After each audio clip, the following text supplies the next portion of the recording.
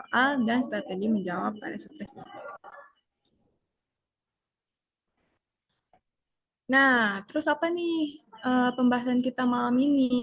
Nah, pertama, aku bakal ngejelasin tentang subtes ini ya. Pasti pemahaman bacaan tuh apa sih? Sebenarnya kita kenapa harus diuji gitu ya pada eh, materi ini.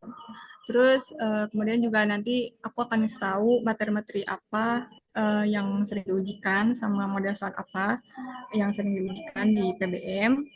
Terus juga strategi dasar membaca cepat dan trik mengerjakan soal. Mungkin ini juga pasti udah diajarin juga kan di apa tugas-tugas lain gitu. Tapi membaca cepat di sini teksnya mungkin gak akan panjang-panjang kayak yang di Literasi Bahasa Indonesia, tapi apa kalian juga bisa membiasakan diri juga nantinya di situs-situs bahasa Indonesia. So, kita akan belajar lagi gitu soal membaca cepat. Selanjutnya nanti kita ada latihan baca teks pendek dan mengidentifikasi ide pokok. Nah, mungkin kemarin juga ya gagasan utama gitu. Tapi ya itu sekali lagi, aku harap kan nggak bosan. Tapi ini bisa memperkuat pemahaman kalian gitu ya. Semoga mungkin yang belum paham bisa lebih paham. Nah, terus terakhir kita bakal ada kuis kalau misalnya waktunya ada. Aku harap sih nanti kita kuisnya itu sebentar ya.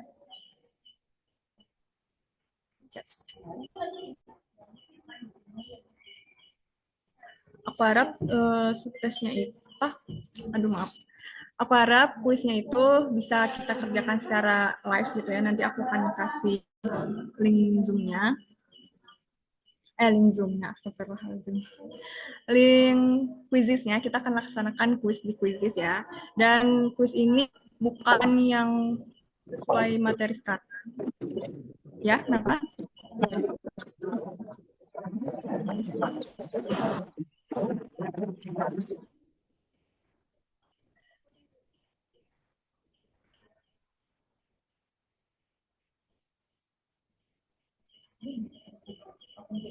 Baik, saya akan nih.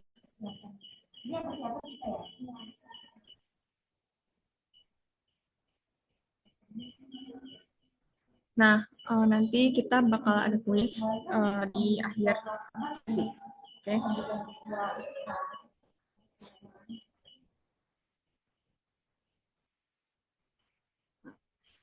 Sekarang kita masuk ke subtes PBM ini. Nah, kalau dari sumber SNB, SNMB, ya pokoknya SNBPM itulah aku. Nah, itu tuh kenapa kita diujikan PB ini gitu. Nah, karena pemahaman baca dan menulis adalah kumpulan pengetahuan yang diperoleh seseorang meliputi kemampuan dasar dalam membaca, cara membaca, dan keterampilan menulis yang diperlukan untuk memahami bahasa tulis dan ekspresi pikiran atau tulisan. Jadi kita diuji nih kemampuan dasar kita dalam membaca, apakah kita bisa gitu membaca dengan baik, memahami teks dengan baik gitu ya. Terus juga dalam waktu yang terbatas ya. Terus kemampuan ini juga mencakup kemampuan-kemampuan dasar dan kemampuan yang lebih cerita. Terus juga subtes PBM ini terdiri dari 20 soal dengan waktu pengerjaan 25 menit. Nah, pengalaman aku saat mengerjakan PBM ini itu tuh cukup waktunya cukup dengan soal yang diberikan. Jadi nggak keteteran gitu loh.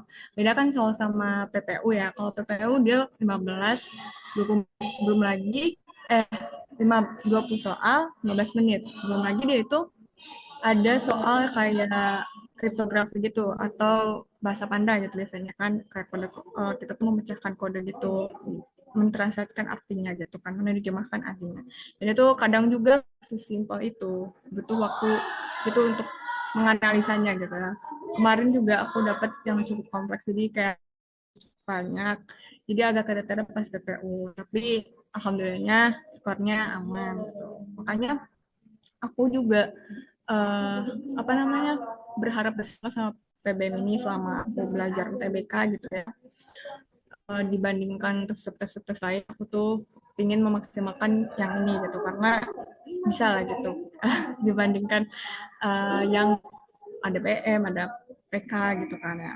Nah, semoga teman-teman juga kalaupun misalkan aduh Kak aku nggak bisa apa PM aku masih jelek atau PK aku masih jelek Kak, aku nggak pede, aku takut. Nah, coba deh cari apa uh, yang menurut kalian itu lebih bisa kalian kuasai gitu. Nah kan biasanya insya Allah lah bisa. Kita kan udah belajar bahasa Indonesia dari lama gitu kan. Pasti kalau kalian bisa mendalami, bisa serius gitu, kalian bisa lah mengerjakan subtes ini. Gitu. Apalagi subtes yang PBM ini, itu tuh lebih ke uh, ejaan-ejaan gitu kan, aplikasi penulisan-penulisan aturan tata kebahasaan. Jadi dibuka-bukalah gitu apa website kayak EYD5 gitu. Nah, itu tuh panduan kita untuk mengerjakan subtes ini. Kemudian juga ada KBBI, website KBBI. Nah, itu tuh buat kalian validasi kosakata baku gitu. Itu tuh sebenarnya ada kan kita tuh tahu ya banyak apa kata-kata baru yang kita dengar, tapi apakah itu benarkah konteksnya, apa sih artinya gitu ya. Terus juga sebenarnya apa sih apa penulisan yang benar gitu, apakah itu tuh kualitas apa kualitas gitu kan, itu kan ada yang pakai U ada pakai W gitu kan, atau juga resiko atau risiko gitu kan, kalian bisa cek itu di KBBI. Kalau misalnya di EYD5 itu kita lebih belajar tata menulisnya kan, misalkan kita ada baca, penggunaan kapital, terus juga apa kata serapan dan lain-lainnya.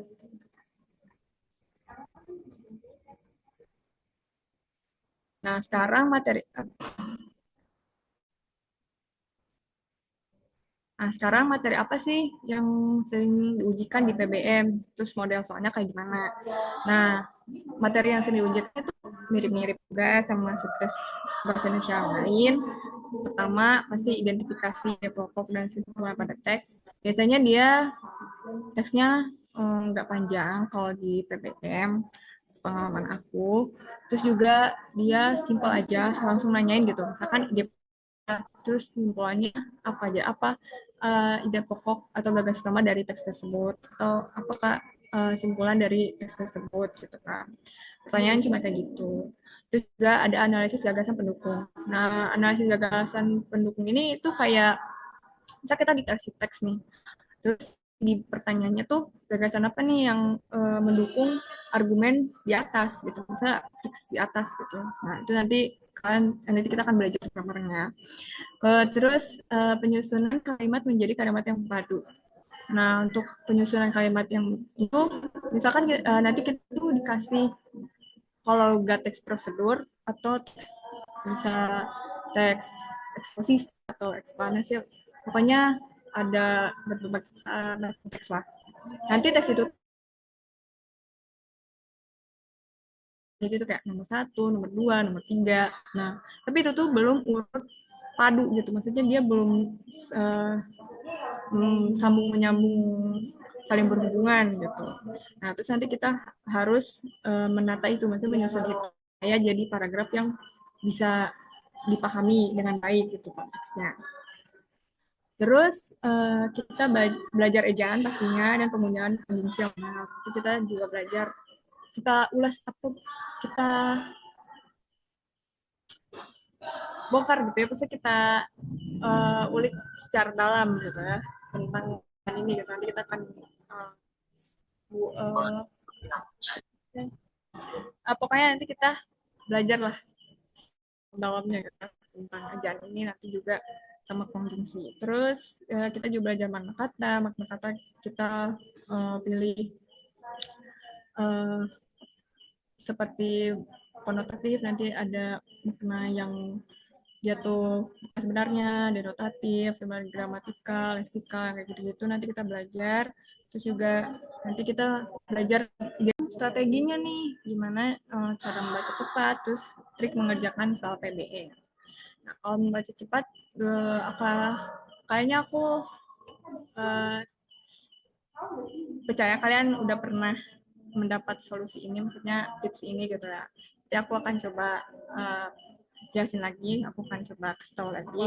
Nah, pertama ini ada previewing. Nah, previewing itu apa? Baca sekilas judulnya, kemudian subjudulnya, terus kata kuncinya gitu. Baca sekali judulnya apa sih? Kan pasti ada di atas. Terus subjudulnya itu kan ya baca ide pokoknya gitu ya, di awal apa atau di akhir kalimat gitu. Terus lihat nih kata kunci yang sering muncul gitu, yang sering disebut-sebut gitu ya di teksnya. Terus ada scanning. Nah, scanning ini fokus pada kata atau frasa penting yang relevan dengan soal. Yaitu sama mirip-mirip lah kayak kata kunci gitu. Tapi kalian cari lagi nih frasa-frasa mendukung kata kunci tersebut gitu ya. Terus selanjutnya ada skimming. Nah, skimmingnya tangkap ide pokok dengan membaca awal dan akhir paragraf. Nah, ini tuh kayak barengan gitu sama yang previewing tadi ya. Si kalian ngelakuinnya gitu. Nah, sekarang ke triknya gitu.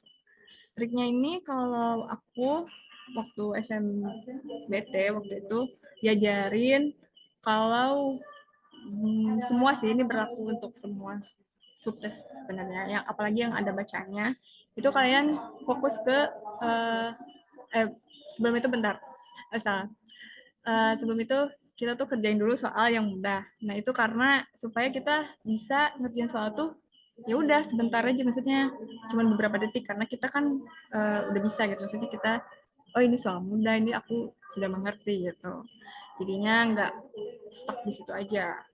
Terus, nah ini nih yang tadi aku maksud sebelumnya, baca soal terlebih dahulu, kemudian baca teks. Nah ini berlaku untuk semua teks, semua subteks yang ada bacaan panjangnya, di bahasa Inggris, terus bahasa Indonesia, terus ini PBM juga. Kadang PU juga kalau terlalu panjang, bisa sih kalian fokus aja, karena biar spesifik gitu loh, kalian nyari jawabannya di teksnya, supaya nggak makan waktu juga.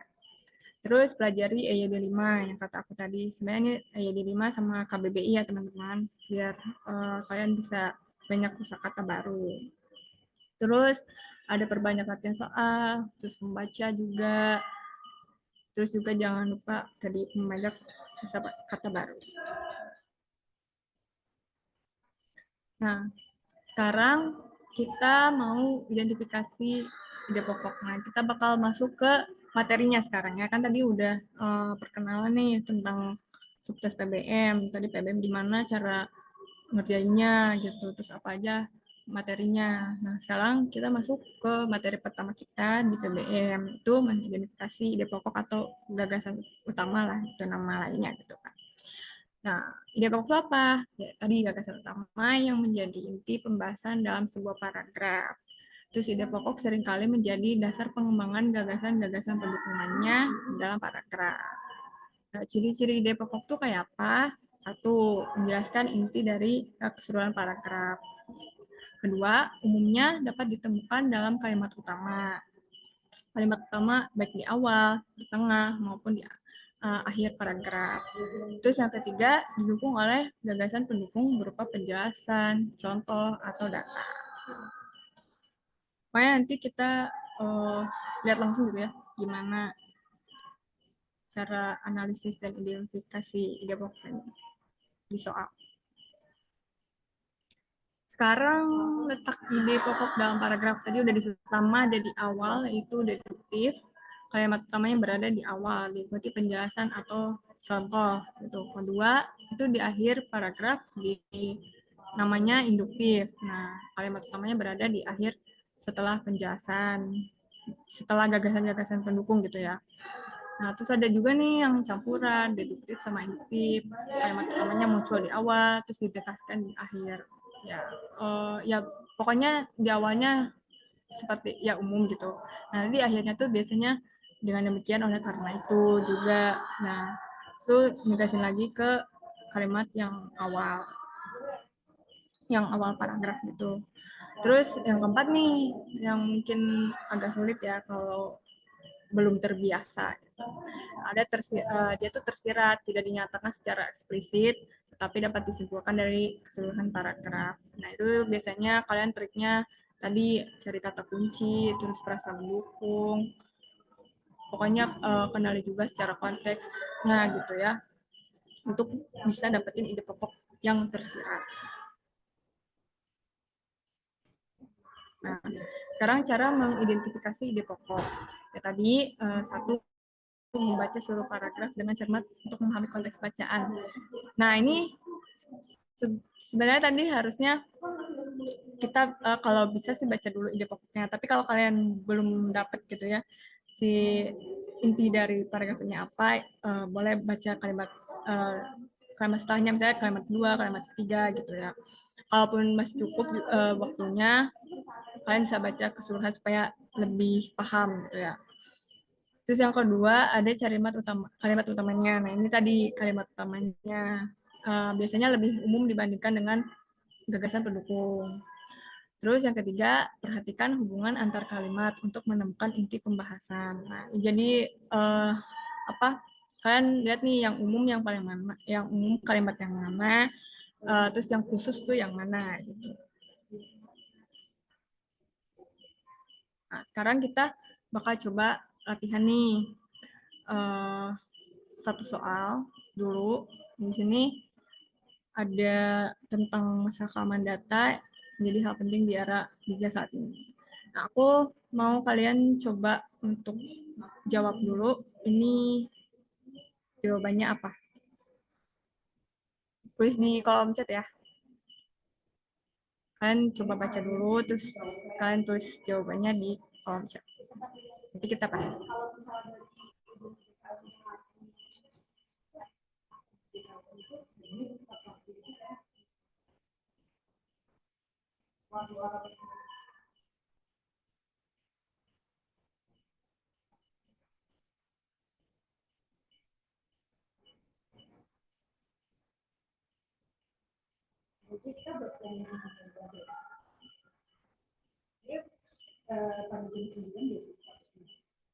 Oke, jawabannya C. Panutannya C.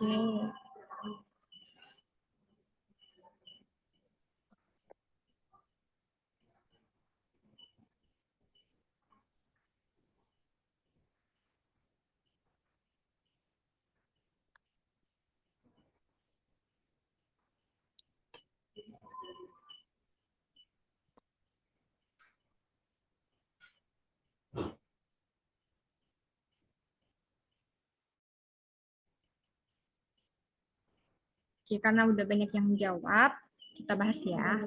Nah, terus kita lihat dulu nih. Oh ya tadi pertanyaannya, ide pokok dari paragraf tersebut adalah, nah tadi kita pakai trik-triknya ya. Pertama kita mungkin langsung membaca dulu nih kalimat utamanya, kalimat pertamanya gitu ya. Masalah keamanan data menjadi hal penting di era digital saat ini. Nah, terus bawahnya nih pentingnya bagi individu untuk melindungi diri mereka sendiri dalam menghadapi ancaman keamanan yang makin meningkat. Nah, ini yang keenam nih kayaknya udah spesifik, tidak langsung menyebutkan siapa targetnya gitu, maksudnya mereka solusi yang diberikan gitu dalam teks ini gitu kan. Nah, berarti pasti nggak di akhir dong. Nah, terus kita baca lagi nih misalnya takutnya nanti ada di tengah gimana. Nah, kita baca lagi yang keduanya nih. Yang keduanya banyaknya serangan pertasan dan pencurian identitas telah menimbulkan keraguan tentang privasi online. Nah, banyaknya ini apa banyaknya serangan pertasan ini tuh kan bisa membuktikan kalimat yang pertama tadi kan. Nah, kita udah ada duga nih, bisa menduga gitu. Wah, ini bisa jadi nih kalimat pertamanya. Sekarang kita lihat opsinya. Nah, pertama sesuai nih opsinya sama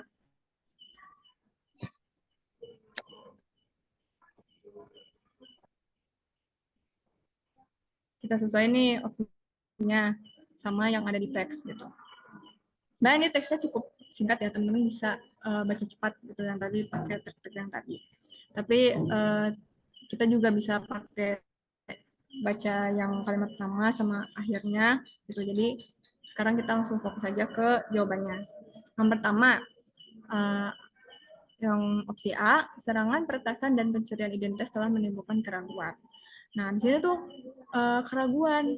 Kayaknya kalau kita skimming nih, nggak ada kata keraguan gitu loh. Nah, makanya terus harus berhati-hati mengungkapkan di berkas. Salah satu adalah dalam berserta dengan meninggalkan kesadarannya, pengguna diharapkan dapat mengurangi risiko. Nah, nggak ada serangan, peretasan, dan pencurian ini telah menimbulkan keraguan tuh nggak ada ya, nggak disebutin gitu. Terus yang opsi B, pengguna dapat menghindari mengklik tautan yang mencurigakan. Nah, tautan, rasanya tadi nggak ada kata tautan sih di dalam pas kita skimmingnya tadi. Scanning maksudnya. Kita scanning itu nggak, oh iya tuh ada nih, salah satu langkah yang dapat diambil adalah maka sandi yang kuat untuk menghindari klik tautan yang mencurigakan. Nah, ini tuh data dia tuh salah satu langkah, berarti dia tuh pendukung gagasan penjelas gitu loh dari yang sebelumnya gitu. Jadi nggak mungkin dong ini jadi ide pokoknya, so kita lewat. Terus kita yang C. Nah, yang C, permasalahan keamanan data menjadi hal yang penting di era digital. Nah, tadi kan kita udah nemu dia tuh ada di posisinya di mana gitu. Di awal kan sebenarnya praduga lebih mudahnya memang melihat ke kalimat pertama ya. Jadi kita kasihlah ini jawaban kita yang benar. Tapi kita jangan dulu lihat, kita jangan dulu langsung, bisa sih diklik dulu, tapi kita jangan langsung lanjut ke soal selanjutnya, tapi kita lihat dulu opsi selanjutnya yang lain. Terus yang D, ini ada individu harus melindungi diri mereka sendiri dalam menghadapi ancaman kejahatan cyber.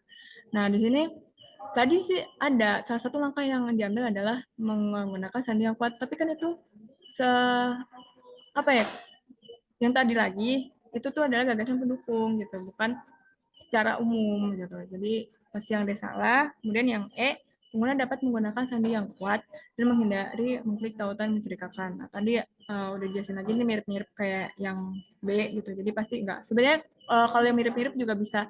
Jadi itu tuh kalian di eliminasi aja jawabannya gitu ya. Jadi jawabannya yang C. Oke, kita lanjut ya selanjutnya.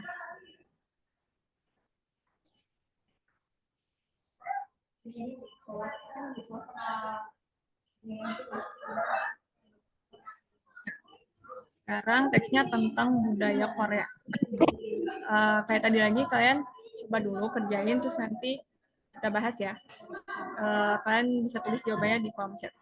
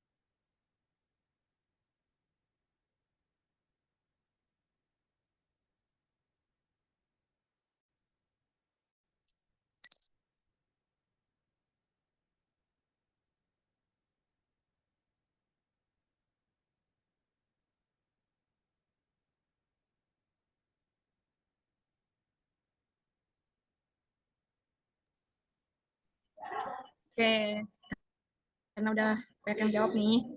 Sejak ada yang ragu nih, yang A atau yang E ya. So, kita jawab. Nah, ide pokok dari predikat tersebut. Nah, kita mungkin langsung aja lihat ke opsinya ya. Sini ada budaya Korea telah menjadi fenomena global yang merambah di berbagai belahan dunia. Nah, tadi kita baca dulu kalimat pertamanya, budaya Korea telah menjadi fenomena global yang merambah di berbagai dunia, termasuk Indonesia. Nah, salah satunya adalah penyebabnya itu karena dalam Korea, udah gitu, terus nyamannya ada popularitas K-pop, terus juga ada teknologi media sosial, adanya peristiwa budaya, Nah, terus itulah beberapa faktor penyebab budaya Korea bisa merambah di Indonesia. Nah, itu tuh sesuai gitu sama yang kalimat utama ya. Karena dari sebenarnya nih, kalau dilihat-lihat kan kalimat 2 sampai kalimat 6 itu dia pendukung tadi merambah di berbagai dunia itu penyebabnya karena apa. Terus ini tuh kita tuh harus pahami dulu loh, apa kayak makna yang mirip gitu loh sama kata-kata kalimat satu dan 7 gitu ya. Kita lanjutlah ke opsi yang B. Drama Korea akan menjadi penyebab utama budaya Korea merambah di Indonesia. Nah ini pasti salah ya, karena banyak banget nih ternyata penyebab utamanya nggak cuma drama Korea aja, tapi K-pop juga, kemudian teknologi media sosial, festival juga kan itu menjadi pengaruh ya dengan menyebarnya budaya Korea di Indonesia. Terus yang C, popularitas K-pop juga telah membawa pengaruh yang signifikan. Nah, tadi sama lagi nih, dia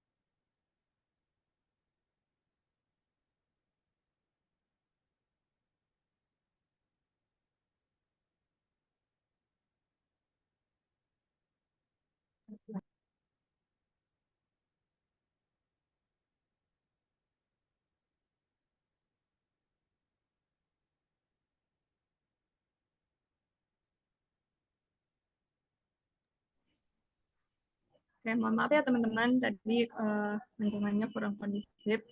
Kita lanjutkan ya. Tadi kita yang C tadi, popularitas K-pop juga telah membawa pengaruh yang signifikan ke grup musik. Nah itu juga bukan ya teman-teman, itu kan lebih ke spesifik ya, dia ke gagasan penjelas. Terus yang D, teknologi media sosial juga memainkan peran penting dalam menyebarkan budaya Korea. Nah itu tuh juga sama tadi ada yang menyebutkan itu salah satu uh, penyebab penyebab mengapa Korea itu budayanya menyebar luas di Indonesia. Terus yang ini tadi yang bingung yang ada beberapa faktor penyebab budaya Korea bisa merambah di Indonesia. Nah ini tuh sebenarnya yang tadi yang bagian uh, apa kalimat 7.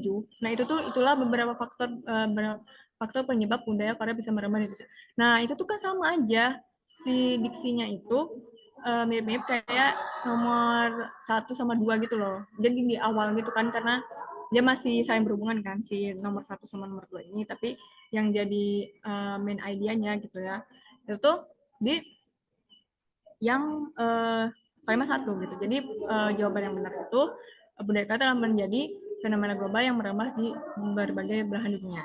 Itu ya jawabannya. Jadi yang benar yang A. Tamat yang benar yang A. Cek kita ada kita 19 menit lagi ya. Nah, sekarang aku mau ngadain kuis nih. Sebenarnya kuisnya bukan tentang spesifik identifikasi ide pokok, tapi ini tuh lebih ke ejaan aja. Ini kayak kalian uh, tahu kapital, cara penggunaan kapital, huruf miring, gitu-gitu ya. Jadi aku akan share linknya di chat bentar ya.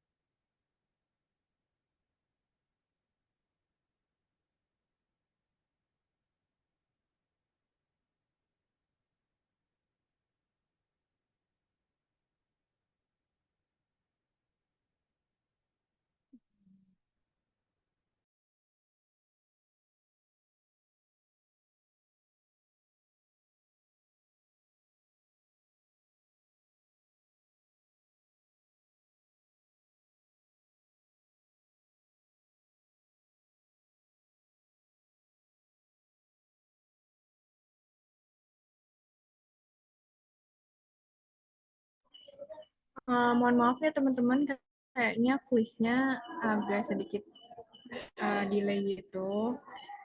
Jadi mungkin aku bakal kasih kuisnya di kelas kali ya. Takutnya juga nggak cukup waktunya. Jadi mungkin sesi sekarang kita ganti sama pertanyaan aja. Kalau kalian ada yang mau ditanyain, silakan bisa open mic atau tulis di kolom chat ya teman-teman. Apa mau tentang materi atau tentang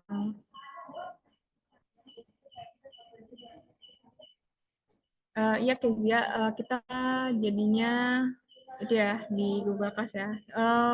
Gak ada waktunya sih teman-teman, tapi semoga habis ini kalau teman-teman nggak ada kesibukan lain bisa langsung ngerjain ya. Nanti aku kasih. Soalnya ini agak lama sih. Oke, mungkin teman-teman ada yang mau ditanyain nggak? Apapun pokoknya. Soal yang tadi juga kayak eh, PBM tuh sebenarnya bisa eh, gampang nggak sih dapat skornya atau gimana gitu? Atau tadi nih tentang yang tadi kalau teman-teman ada yang belum paham, ayo teman-teman. Oke, nanti PPT-nya juga akan di-share pastinya nanti.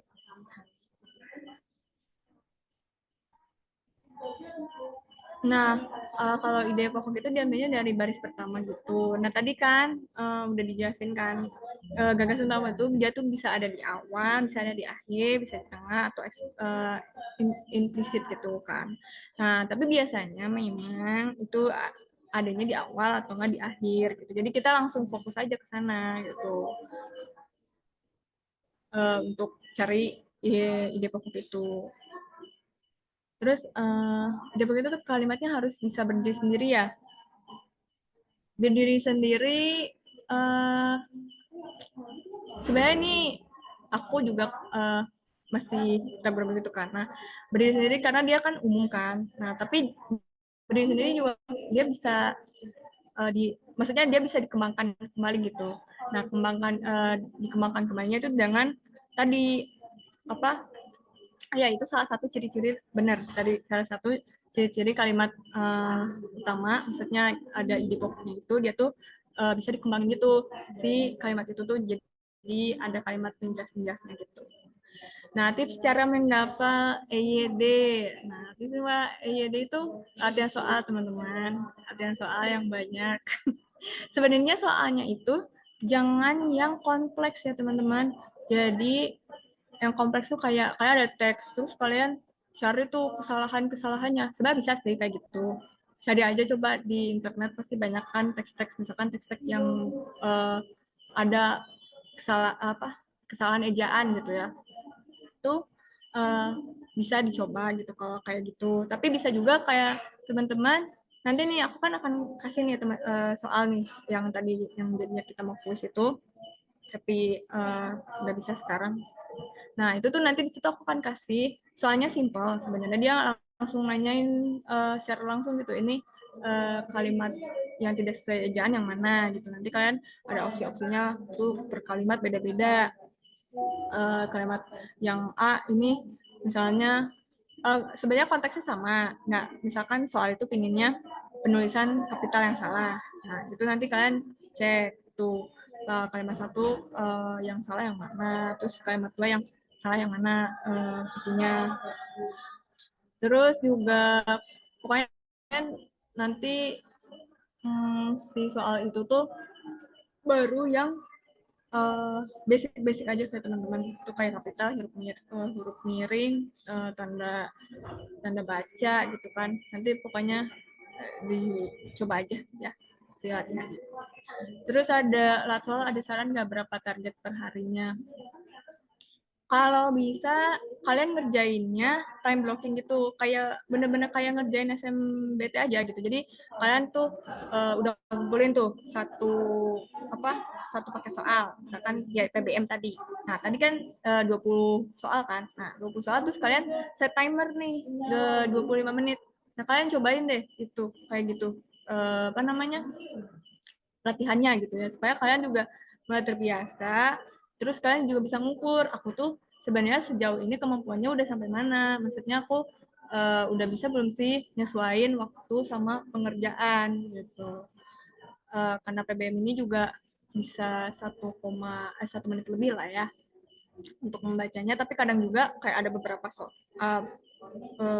sebenarnya jarang sih, tapi kayaknya 1 2 itu dia tuh teksnya masih sama, terus nanya apa soalnya beda gitu, maksudnya kadang ejaan kadang ide pokok gitu tuh beda tapi soalnya sama gitu. Jadi kalau target kalian paket soal aja, tapi ini kalau misalkan pingin ke apa ya, pingin ngelatih apa kekuatan aja sih sebenarnya, lebih kayak kalian kesiapan gitu loh untuk mengatur waktunya gitu. Jadi bisa di time blocking gitu.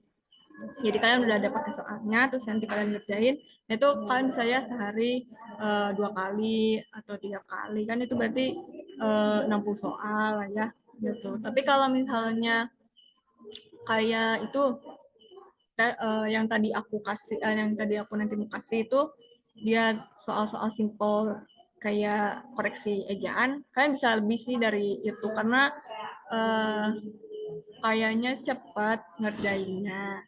Kalau kalian udah lihat, maksudnya kalau kalian udah hafal EYD-nya gitu. Tapi semoga apa dengan mengerjakan soal seperti itu juga kalian dikit-dikit sambil menghafal gitu ya. Terus ada lagi nggak pertanyaannya? Lagi? Iya sama-sama. Makasih ya udah tanya teman-teman. Ayo yang lain masih ada kita.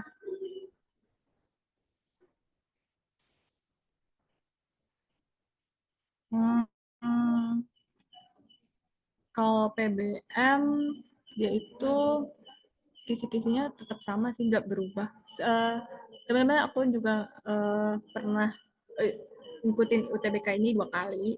Jadi pengalaman aku juga 2 kali untuk mengerjakan subtes PBM ini, dan aku ngelihat ya gak ada perbedaan yang jauh banget lah, dia sama-sama aja. Jadi kalau teman-teman nyari soal-soal PBM tahun-tahun lalu juga dia mirip kok.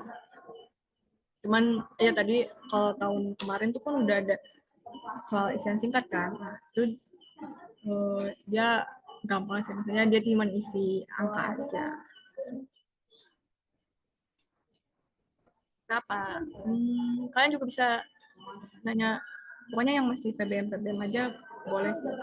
Atau mau kalian jadi pada mau masuk PTN mana nih kalau boleh tahu? Pada masuk PTN mana? Udah pada mikir belum? Semoga udah mulai dipikirkan ya teman-teman, baik-baik pertimbangannya.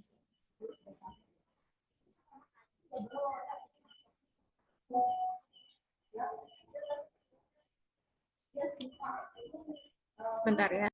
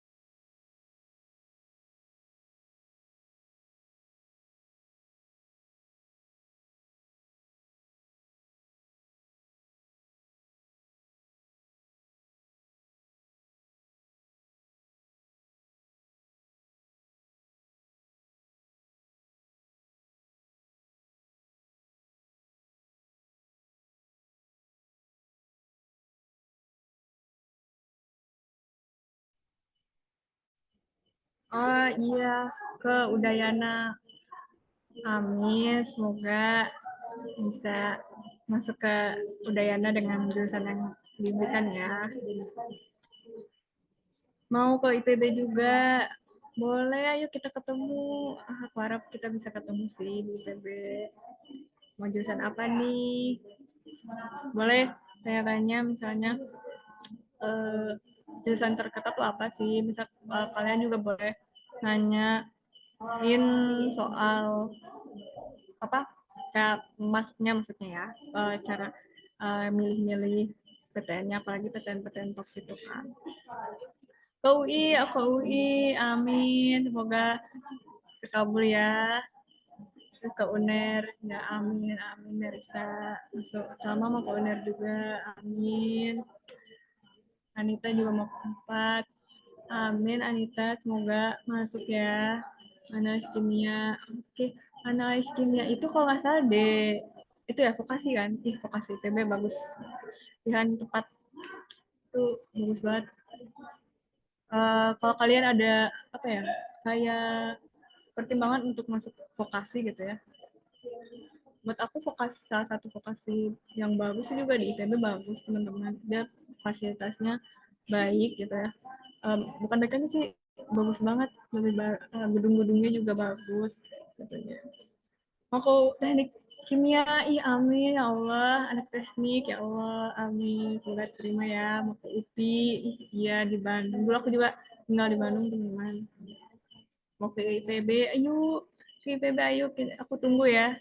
Amin, nanti semoga Alivia bisa masuk ke IPB. Ada kriminologi, wah keren banget bisa milih kriminologi. Net ya, amin. Ke UB ya, Yonata, semoga bisa tercapai ya ke UB.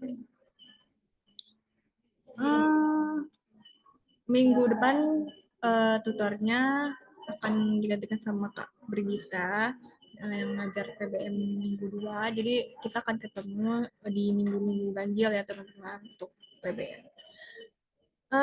Ngekos, enggak teman-teman, aku ada di asrama makanya tadi agak ini ya, apa nggak kondusif gitu karena ini lagi di lobby juga, dan aku sebenarnya wajib asrama teman-teman. Alhamdulillahnya keterima kita, jadi kita wajib asrama.